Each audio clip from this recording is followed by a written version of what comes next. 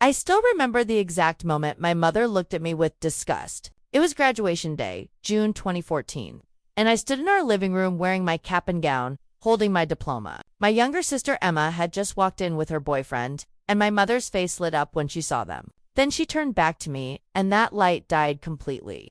"Why couldn't you have been more like your sister?" she said, not even bothering to lower her voice. "At least she's pleasant to look at." I'd heard variations of this my entire life, but something about hearing it on what should have been a proud day shattered something inside me.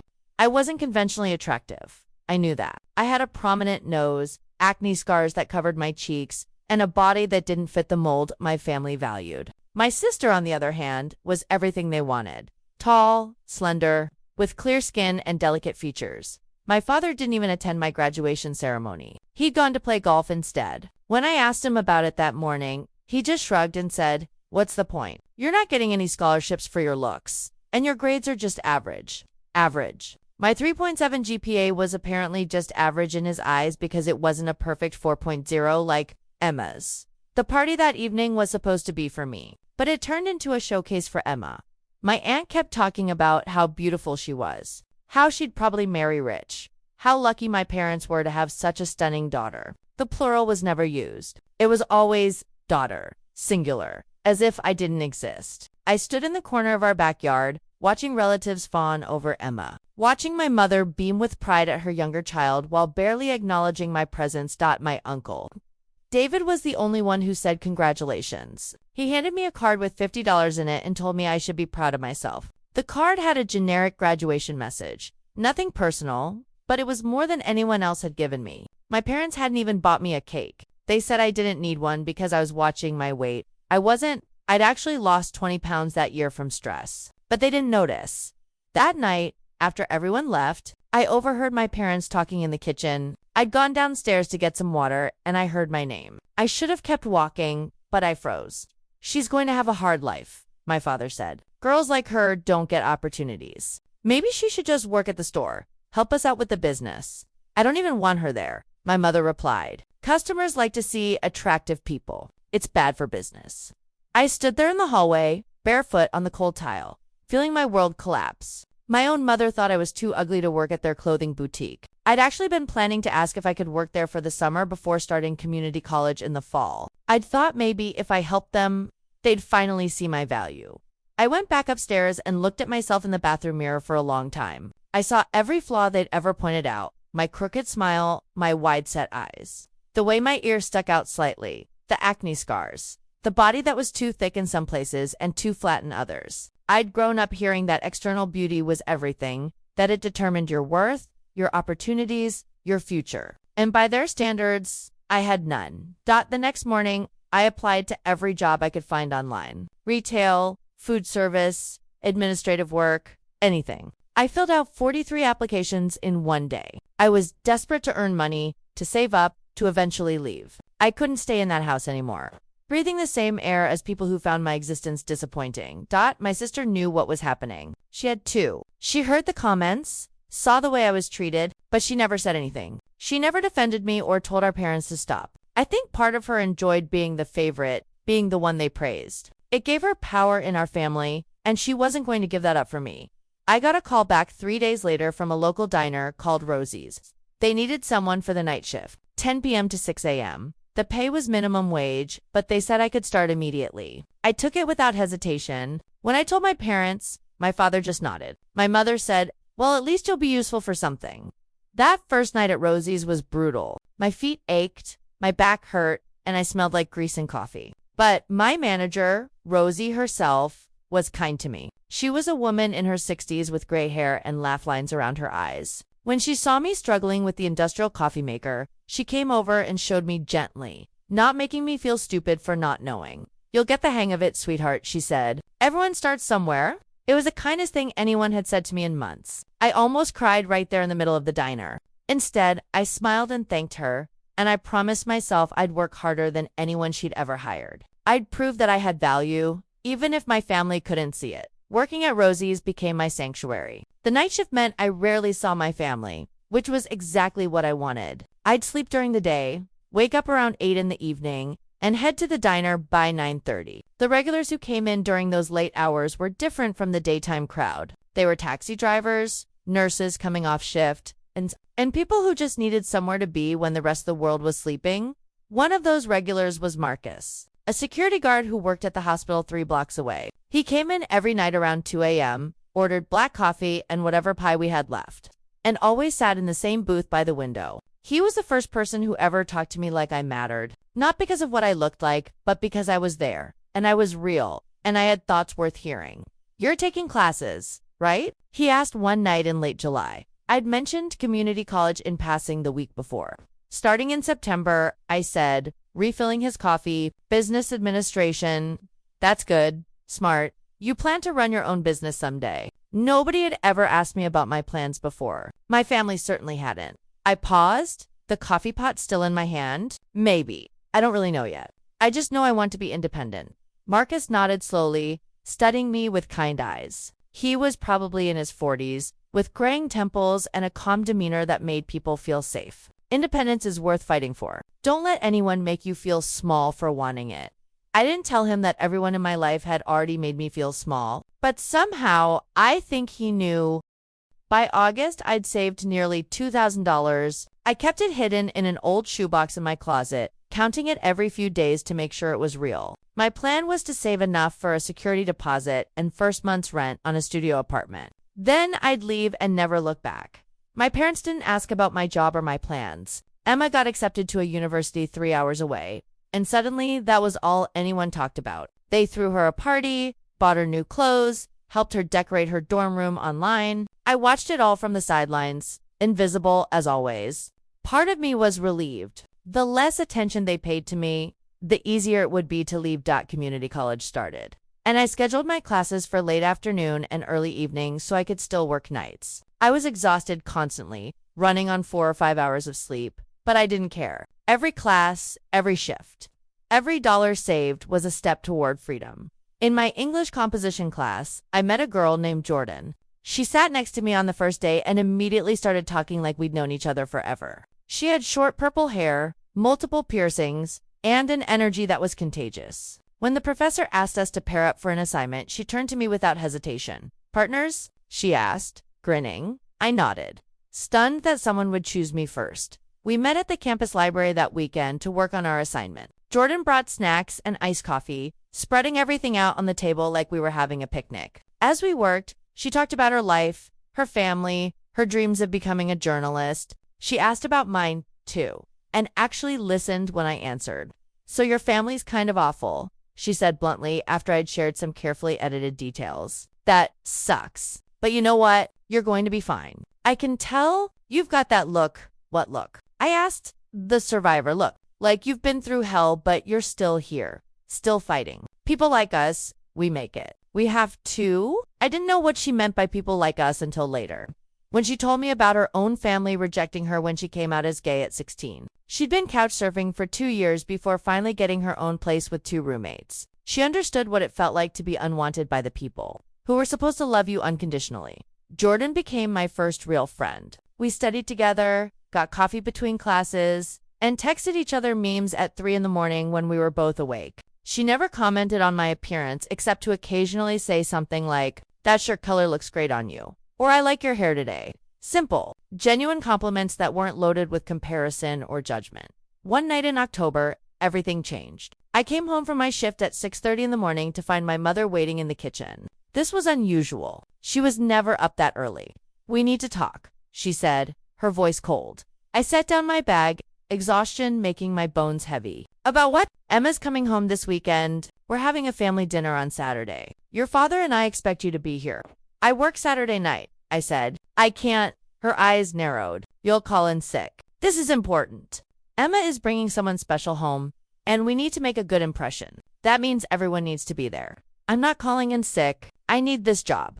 You need this family," she snapped. "You may not be much to look at, but you're still part of this household. You'll be here Saturday at 6 p.m., dressed appropriately, and you'll be pleasant. Do you understand?" I stared at her, feeling something shift inside me. For 18 years, I'd accepted their treatment. I'd internalized their criticism, believed their assessment of my worth. But standing there in that kitchen, sleep-deprived and reeking of diner grease, I realized something. They didn't own me. Their opinions weren't facts. Their cruelty said everything about them and nothing about me.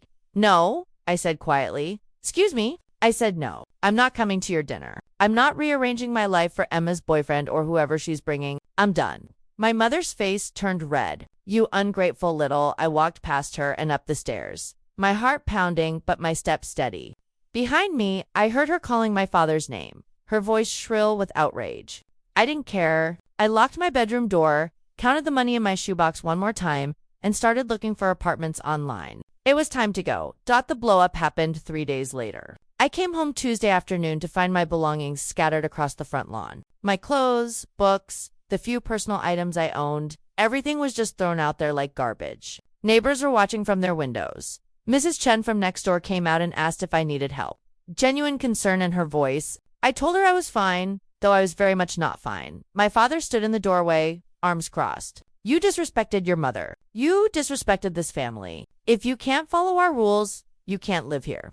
"I'm 18, I said, my voice shaking but firm. "I have a job. I was planning to leave anyway." "Good. Then this makes it easier." He went inside and slammed the door.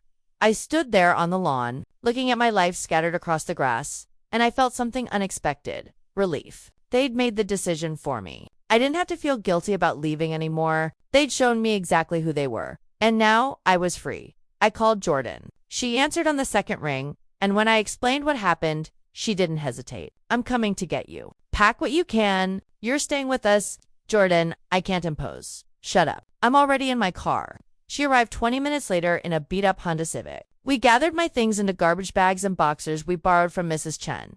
It took 3 trips to Jordan's apartment, a small 2-bedroom place she shared with her roommates, Dev and Christina.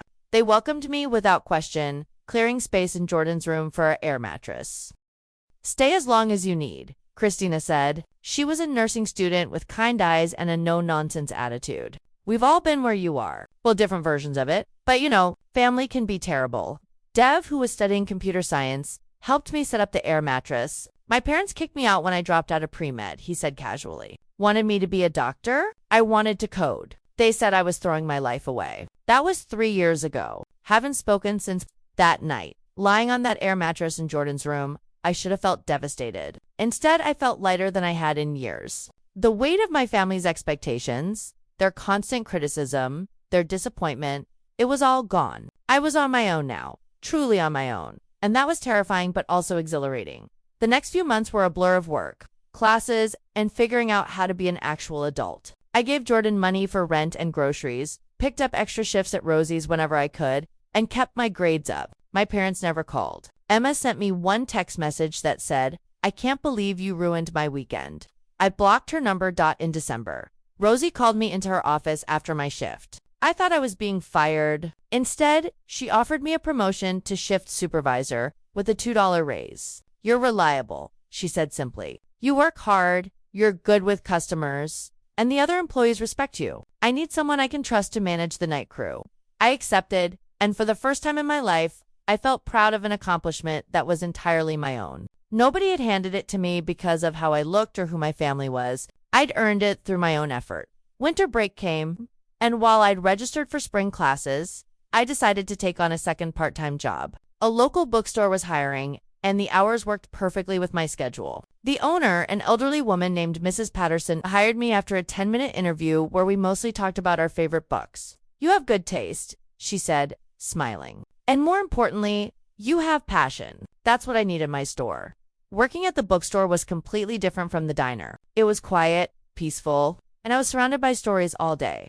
Mrs. Patterson taught me about inventory management, customer service, and the business side of running a small shop. She told me she was looking to retire in a few years and needed someone who could eventually take over. "Not saying it'll be you," she clarified, "but I like you. You remind me of myself at your age. Determined. Hungry for more than what life handed you."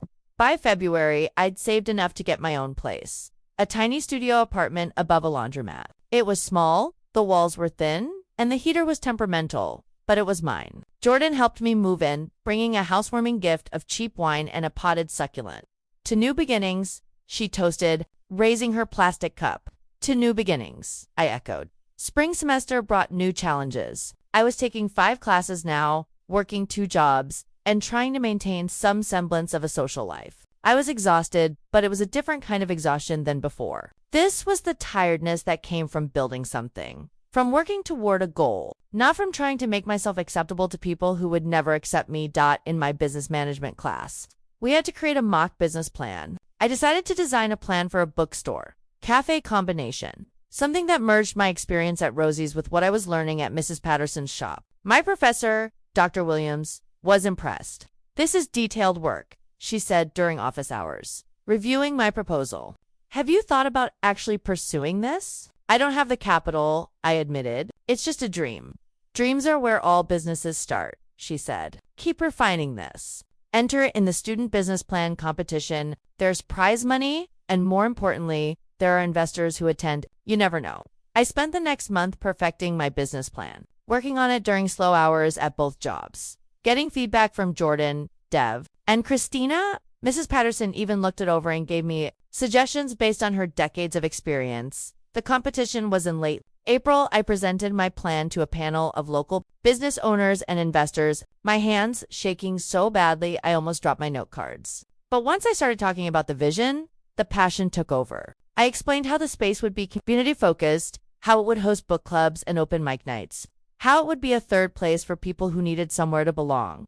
I didn't win first place. I came in third, receiving a $1,000 prize and contact information for 2 investors, who said they were interested in hearing more once I had more concrete plans. It wasn't everything, but it was something. It was validation that my ideas had merit, that I had something valuable to offer the world. Summer arrived, and I made a decision that surprised everyone, including myself. I was going to take a year off from school to focus on work and save money. Dr. Williams supported it, saying that real-world experience would only strengthen my eventual degree. Jordan was worried I'd never go back, but I promised her I would. I just needed to build a solid foundation. First, Mrs. Patterson's health began declining that July. She'd been diagnosed with stage 3 cancer the previous year, something she'd kept private from most people. One afternoon, she called me into her small office at the back of the store. "I want you to manage the bookstore," she said without preamble. "Full-time, I'll pay you a real salary, not this hourly nonsense. I need someone I trust to keep this place running while I do treatment." The salary she offered was more than I made at both my jobs combined. I gave Rosie 2 weeks' notice, and she hugged me tight when I told her why I was leaving. "You're going to do amazing things," Rosie said, tears in her eyes. "I knew it the moment I met you. You've got something special inside you." Managing the bookstore was simultaneously the hardest and most rewarding thing I'd ever done. Mrs. Patterson taught me everything before her treatment intensified: how to work with distributors, manage finances, plan events, handle difficult customers, and most importantly, how to create a space that felt like home to people who walked through the door.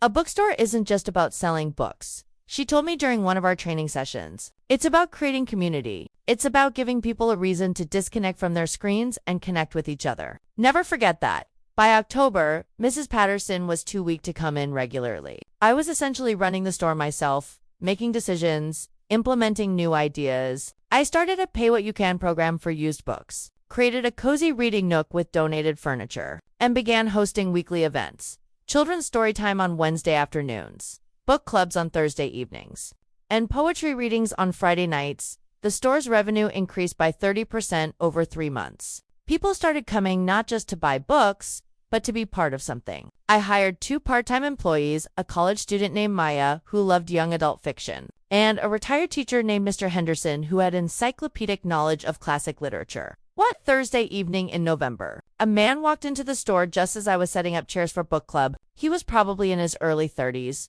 wearing an expensive suit that looked out of place among our worn furniture and mismatched mugs. "Are you the manager?" he asked. "I am. Can I help you?" "My name is James Whitmore. I was one of the investors at the business plan competition last spring. I've been meaning to follow up with you." I remembered him vaguely. One of the 3 judges who'd asked me detailed questions about my financial projections. Oh yes, I remember, though I have to say, my circumstances have changed quite a bit since then.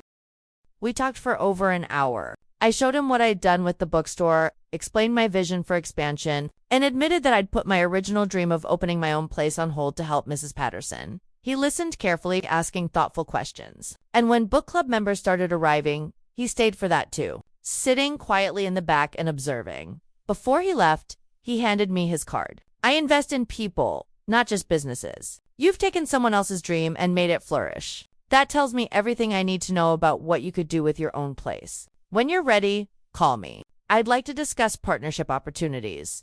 Mrs. Patterson passed away 2 weeks before Christmas. She left the bookstore to me in her will. I found out when her lawyer called me into his office and handed me the documents. She'd written me a letter to which I read alone in my apartment that night.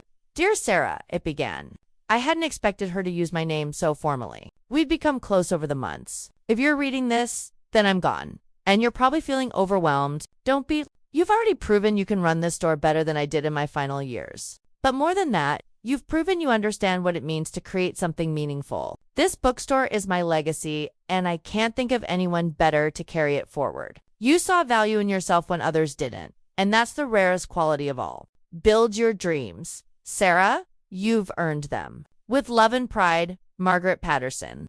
I cried for an hour straight. This woman, who'd known me for less than a year, had believed in me more than my own family ever had. She'd given me not just a business, but a purpose.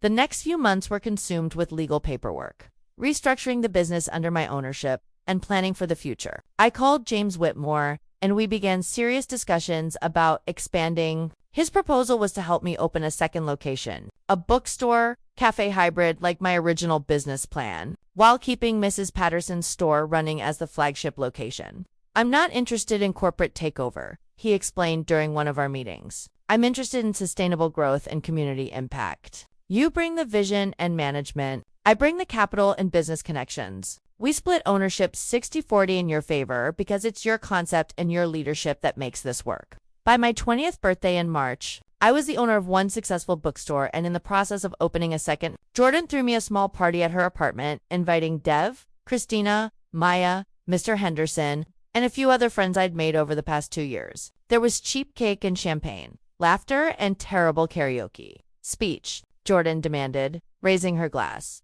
I stood up, feeling self-conscious but happy. 2 years ago, I was sleeping on an air mattress in Jordan's room, convinced I was worthless because that's what I'd been told my entire life. Now I'm here, surrounded by people who actually care about me, running a business I love, and building something real. So thank you. Thank you for seeing me when I was invisible, for believing in me when I didn't believe in myself, and for reminding me that family isn't always blood. It's the people who show up. Everyone cheered, and as I looked around that cramped living room at these people who'd become my chosen family, I realized something profound. I was happy, genuinely, deeply happy, and I'd built that happiness myself. The second location opened in September, exactly 3 years after I'd started community college. It was everything I'd envisioned: exposed brick walls, mismatched vintage furniture, shelves full of books, and a cafe counter serving coffee and pastries made by a local baker. We called it Chapter 2, both as a bookstore name and as a personal milestone. James had been right about everything. His business expertise combined with my operational knowledge created something special. I'd also gone back to school, taking online classes to finish my degree while managing both locations. It was exhausting, but I'd learned that I was capable of far more than I'd ever imagined. Maya had been promoted to manager of the original store, and I'd hired a cafe manager named Tom for the new location. This allowed me to oversee both while actually having something resembling a life. That life included dating, something I'd avoided for years. I'd met someone named Alex at a community business networking event. They were funny, kind, and ran a small graphic design company. What I appreciated most was that Alex never made my appearance the focus of anything, positive or negative. They were interested in my mind, my dreams, my weird habit of organizing books by color sometimes just to see what it looked like. You're doing that thing again, Alex said one evening as we sat in Chapter 2 after closing. I was rearranging the staff recommendations shelf for the third time. What thing? That thing where you forget to be proud of yourself. Look around. Sarah, you built this. You're 23 years old and you own 2 thriving businesses. That's incredible. I looked around the space, at the walls I'd painted, the shelves I'd curated, the community board covered with local event flyers and book club signups. Sometimes I still can't believe it's real. It's real, and you deserve it. That word, deserves, still felt foreign sometimes. Years of being told I didn't deserve anything had left marks that success couldn't completely erase. I'd started therapy 6 months earlier, working through the damage my family had caused. My therapist, Dr. Chen, helped me understand that healing wasn't linear and that I could be successful and still carry wounds. The 10-year mark since graduation came in June 2024. I didn't realize the significance of the date until Jordan texted me. 10 years since high school. Can you believe it? We should celebrate how far you've come. 10 years. I'd spent a decade building a life my 18-year-old self couldn't have imagined. I owned 2 bookstores, had a degree in business administration that I'd finally completed the previous December, had genuine friendships, a partner who respected me,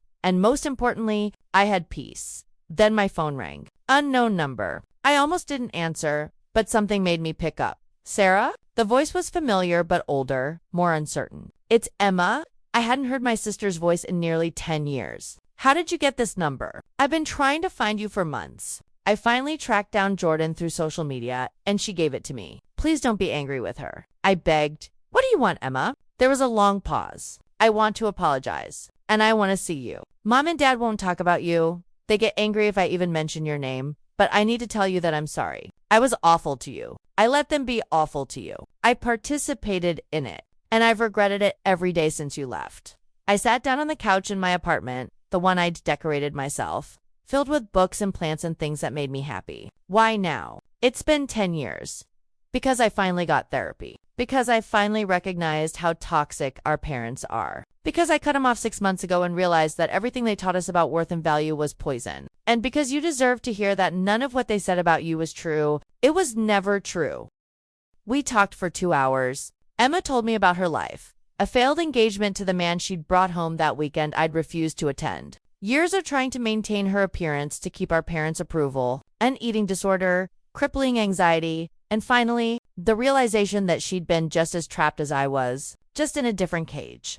They destroyed you differently, I said finally. I got kicked out. You got kept. I don't expect forgiveness, Emma said, her voice thick with tears. I just wanted you to know that I see it now. I see what they did to both of us. And I see what you've become despite them. I've followed your bookstores online. Sarah, you're amazing. You always were. I was just too stupid and selfish to recognize it. We agreed to meet for coffee the following week. I wasn't sure what would come of it, whether we could build a relationship after everything, but I was willing to try. People could change. I was living proof of that. The coffee meeting turned into monthly lunches. Emma and I weren't close. Not like Jordan and I were, but we were building something new. She was genuinely trying to make amends, going to therapy, working on herself. She'd become a social worker, helping kids from difficult family situations. I can't fix what I did to you, she'd said during our 3rd meeting, but I can try to help other kids who are being told they're not enough. One afternoon in October, I was at the original bookstore doing inventory when someone walked in. I glanced up from my clipboard and froze. My mother stood in the doorway, looking older, more frail than I remembered. Her hair was mostly gray now, and she'd lost weight. She looked around the store with an expression I couldn't quite read. Can I help you? I asked, my voice steady despite my racing heart. She stared at me for a long moment. Sarah, that's my name. Emma told me about your stores. I didn't believe her at first. I had to see for myself. I set down my clipboard. Well, now you've seen. Was there something you needed, or are you just here to critique my life choices? She faltered, something I'd never seen her do before. You've done well for yourself. No thanks to you.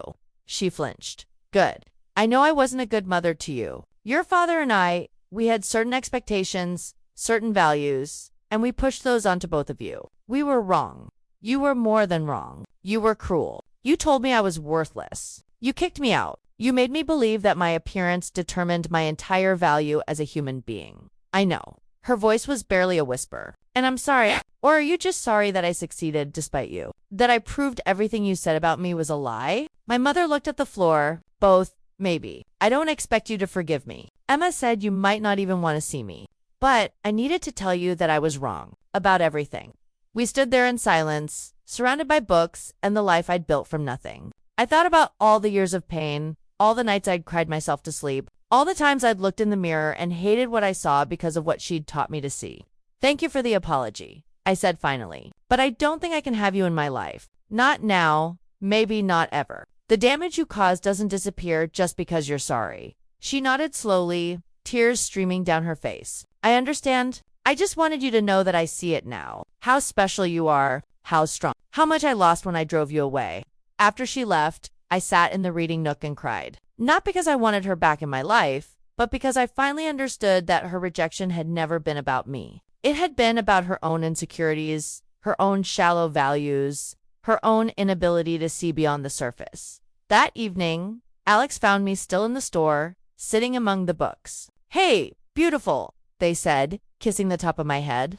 "I'm not." I started automatically, then stopped. "Thank you. Your mom showed up, didn't she? Emma texted me to check on you." I nodded. She apologized. And I told her I couldn't have her in my life, at least not right now. Alex sat down beside me, taking my hand. "How do you feel?" "Free," I said, surprised by the truth of it. "I feel free. I don't need her approval anymore. I don't need her to see my worth because I finally see it myself."